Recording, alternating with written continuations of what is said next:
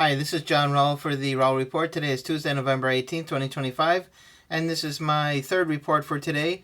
And we have here a report from The Guardian about Venezuela's top opposition leader claims new era is coming despite lack of clear plan. So anyway, here we have Maria Corina Machado. She was speaking back in January. Machado was prepared at an institute in the United States, the same one where Navalny went, the guy who was basically a U.S. operative who wanted to run Russia and basically was promising the same things as Machado, to open up the country's natural resources for all the foreign investors to come in and scoop up all these resources, and in the process they know that the Western countries, the G7 countries, will just look the other way while they steal right, left, and center and enrich themselves and become one of these ruthless billionaire dictators, like we saw in many parts of the world. When they get unlimited power, they get Western backing, and they get access to unlimited wealth. So here is Machado. She's really whipping up the crowd, trying to tell everyone that Maduro is not the answer for Venezuela. Of course, the U.S. applied a economic blockade to Venezuela, and their national income came down, I think, by 95%. That fueled a immigration stampede out of the country towards the United States, the country that least wanted to see these results of their economic blockade on Venezuela. So Machado had basically been a employee of the State Department in their different programs. She was running a program in Venezuela on behalf of the U.S., and then she tried to facilitate a coup, and they had blocked off streets in Caracas, and the people were left marooned there, no food, no water, so she is a person who is power hungry and has no interest in peace. But anyway, she got the Nobel Peace Prize, kind of a contradiction in terms that she could get a Nobel Peace Prize and be the least person interested in peace. Now she's pushing for revolution, for death, for fighting, but basically she wants to turn over Venezuela's natural resources to U.S. companies so that they can come back in. They were in before, and were running the country ragged with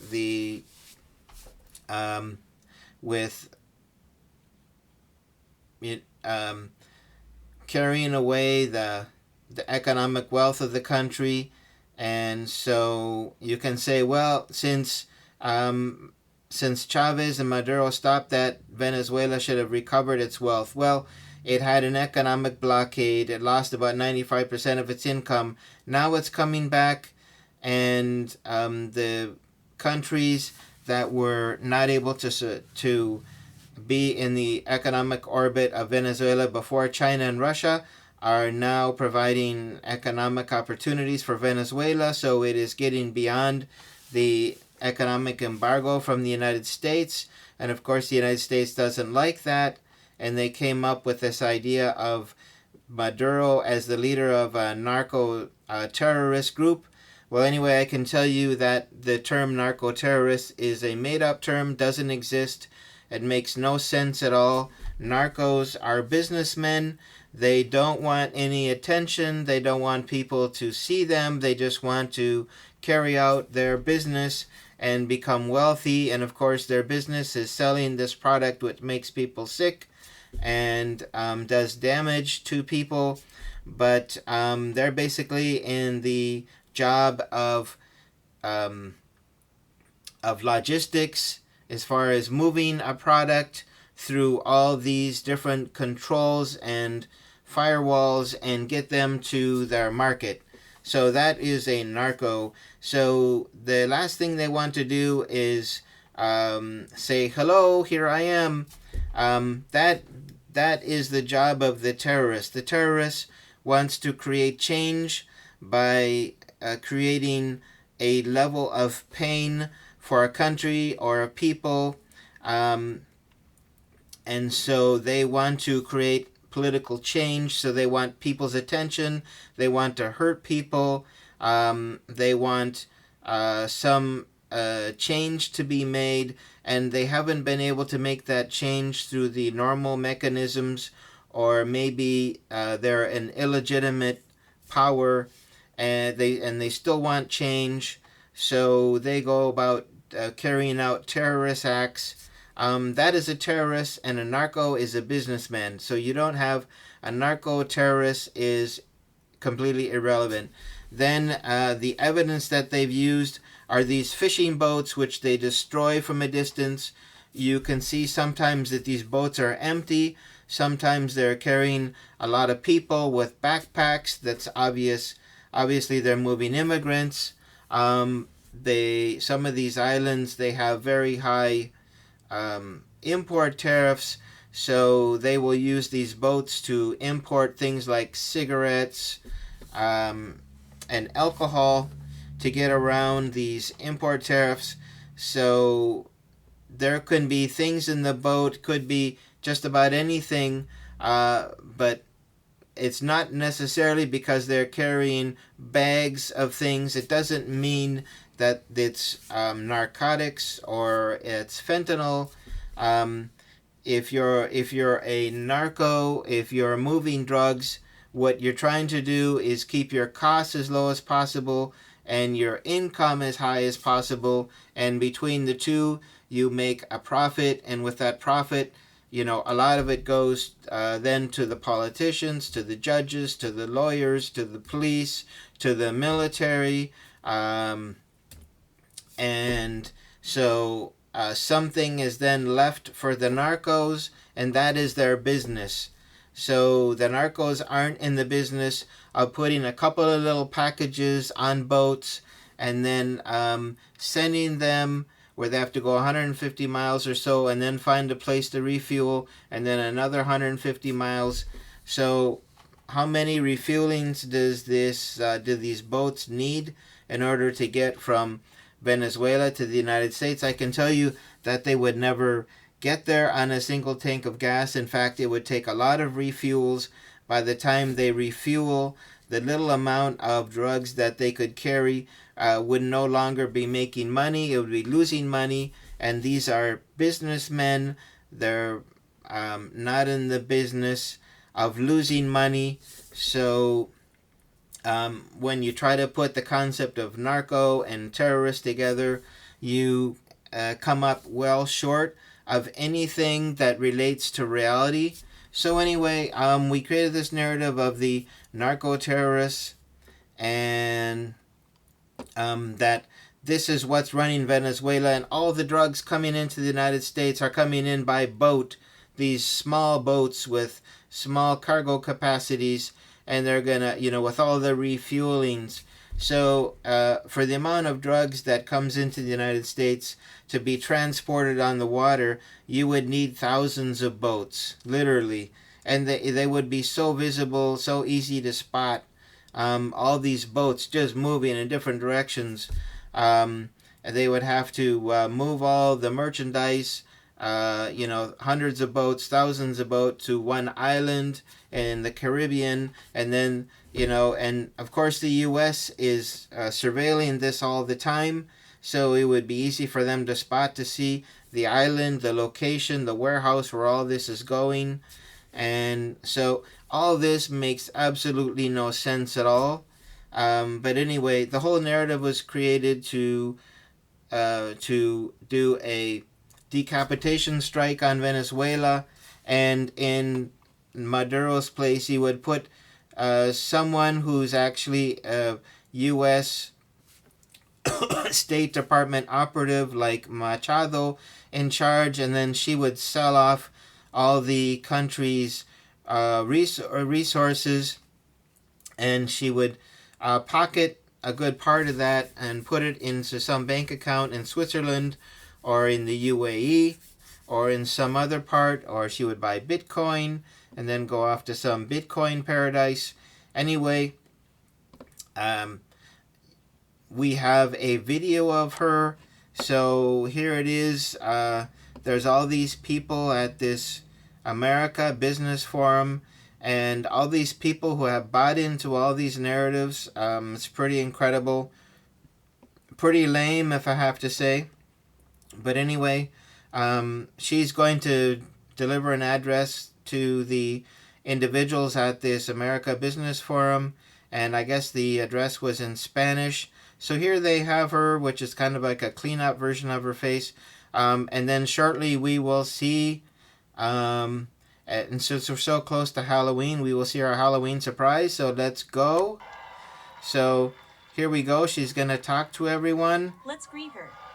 So there she is, our Halloween surprise, and they're going to focus in. So anyway, this person, she looks like she just came from the Smile movie.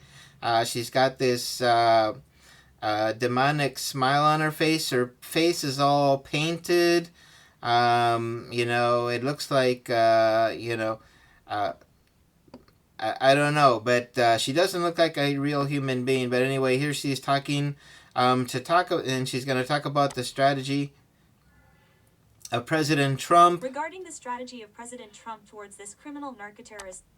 So anyway, she's buying into this whole false narrative about narco-terrorists, and here she is, very serious. She went from the Halloween smile surprise to, someone who's hiding from, some crazy nun in a convent. So here she goes. Structure is absolutely correct, because Nicolas Maduro is not a legitimate head of state. So, and then she says the second thing, that Nicolas Maduro is not a legitimate, that he didn't win the election with no proof. She never shows any proof of anything that she's claiming here. And the idea that you can call something narco-terrorists, narco-terrorists, I mean, they really don't go together very well, those two concepts. But of course, in our day and age where, the narrative comes out from the State Department, gets filtered down to all the news sources, CNN, CBS, Fox News, AON, all these broadcasting, you have the CBC in Canada, you have the BBC, you have Sky News, you have Deutsche Welle, you have France 24. All these media have pretty much bought into this narrative that Maduro is illegitimate, he's a narco lord, and he has to be removed. So, the last time the U.S. decided to move in to take out someone that they said was a narco lord was Noriega in Panama. So that was pretty much over the top, considering that he was on the payroll for the CIA. So anyway, the story behind the story, that's what we miss. That's especially what the news media misses. It just buys into the narrative. Of course, they know if they don't buy into the narrative, they're not going to get access to Trump in the White House and ask him all these nice little questions about all his friends and what are they doing there and what are they doing for Ukraine. So anyway, she continues on. And well, she's going to be here for a while, so He is the head of this narco-terrorist structure that has declared war on the Venezuelan people. Anyway, let's see if I can move ahead to the point where she talks about the oil in Venezuela. Maduro started this war, and President Trump is ending that war. Anyway,